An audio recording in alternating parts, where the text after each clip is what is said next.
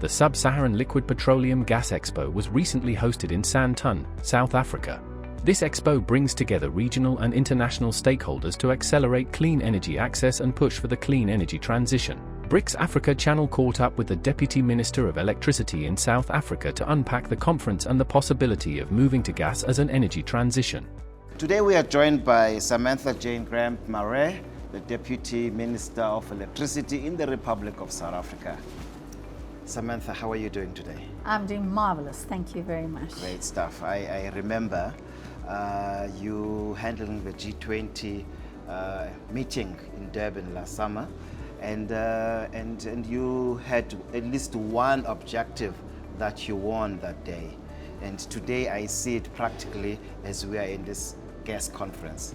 What's cooking today? We're cooking with gas. We are absolutely thrilled. The only outcome that we managed to secure a consensus on at G20 last year under the Energy Transitions Working Group was on clean cooking. So we were really thrilled because it's a really important issue, not just for South Africa, but for the entire continent of Africa.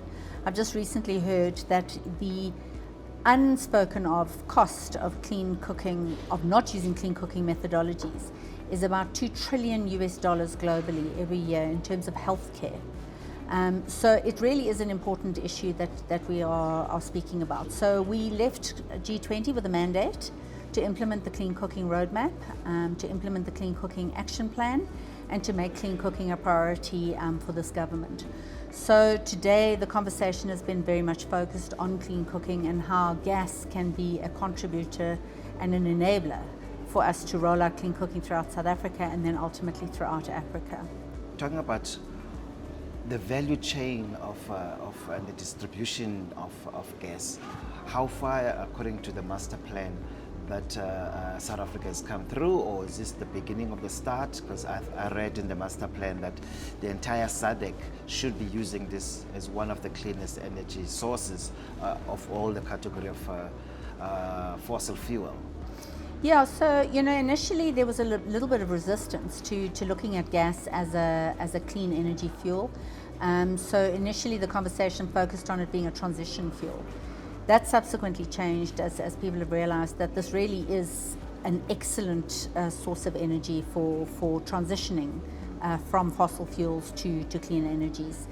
So as part of the gas master plan, obviously we've been looking at LNG, but LPG is a slightly different animal. And LPG is more about your sort of end users. It's your gas canisters that people that know about, your sort of KDAX and your easy gas and your pay gas that people buy to cook on a gas stove or for your skottel. So there's not been much talk about that as part of the gas conversation. So that's why this conference is very important and why it's such an imperative part of the clean cooking conversation, because that is what people are going to be using to transition to clean cooking.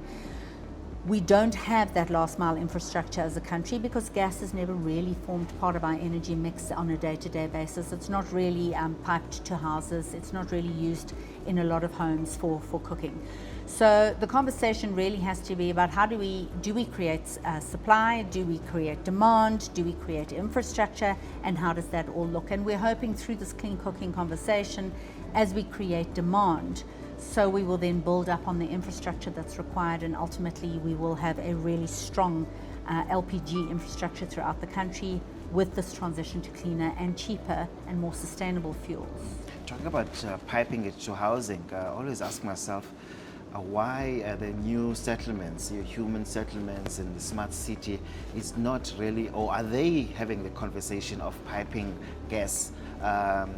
I think Moscow does it well with hot water. You will never run out of hot water in Moscow because the municipality itself is the one that is using gas to supply people with hot water. Is that the infrastructure you're thinking about? At this stage, no. And I'll tell you why we're not looking at that. Because one of the things we're creating around this clean cooking narrative is a value chain.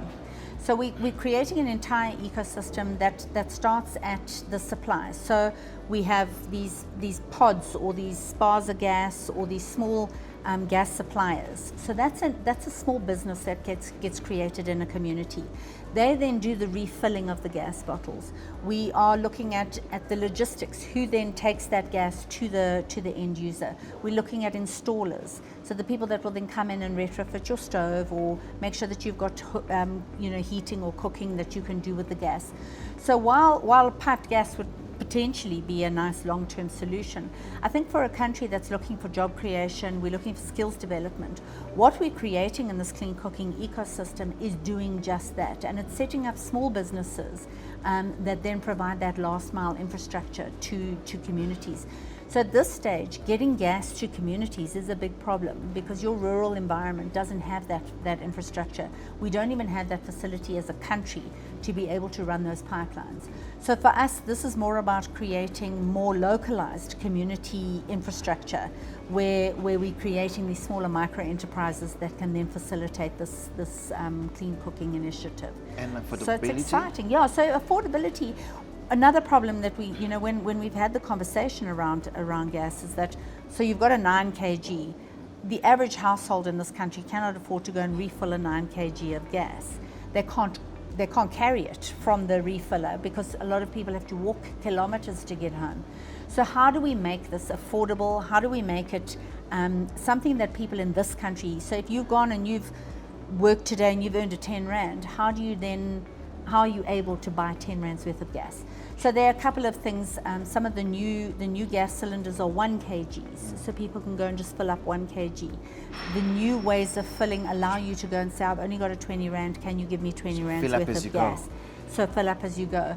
There are new things now around pay as you go. So you can get a 9 kg that's full, but then there's a system on that releases it. So you input a token like you do for your electricity, you buy prepaid gas. That's and then your 20 Rand for today, you just put in your little token and you can buy the gas. So we've had to find solutions that work for our economy, for our households, for our system of sort of energy purchasing. That's never been done around gas. And it's very exciting because obviously, again, as South Africa, again as Africa, we're finding African solutions to African problems. And I think that's an exciting element as well. So we're making it affordable for people to transition to gas as a cooking source. What is the level of skills in terms of maintenance of making new stoves and technology? Is CSIR, are you involved with them in terms of solution building? Yeah, so it's a relatively nascent industry, this. So a lot of what we're bringing in at the moment is being imported. But we have the South African Renewable Energy Master Plan, which also falls under my office. And that speaks to how we industrialize around renewable energy. And we see this playing a big role in the Sarum sort of value chain system that we're trying to build. So how do we then start manufacturing our own stoves? So there are industrial developments around biomass stoves that are being developed. So we've got companies that are already producing clean cooking stoves that use biomass as opposed to gas. But I think at this stage, most of what's happening in the gas industry is being imported. I met earlier today, there is a South African company that's manufacturing its own gas canisters. So I'm super excited that we've got that local production happening. But obviously, again, we need to be building an economy around this where we're producing, we're manufacturing, and we're not becoming a country that purely imports these things. Because the less we import and the more we can manufacture locally, the more jobs we can create. And ultimately, I keep saying we need to be creating South African exports for the rest of Africa, so that we are creating and building African solutions for Africans in South Africa. Madam Marais, thank you for enlightening us on BRICS Africa Channel. Thank you so much. Always lovely to chat to you. Thank you. Thank you.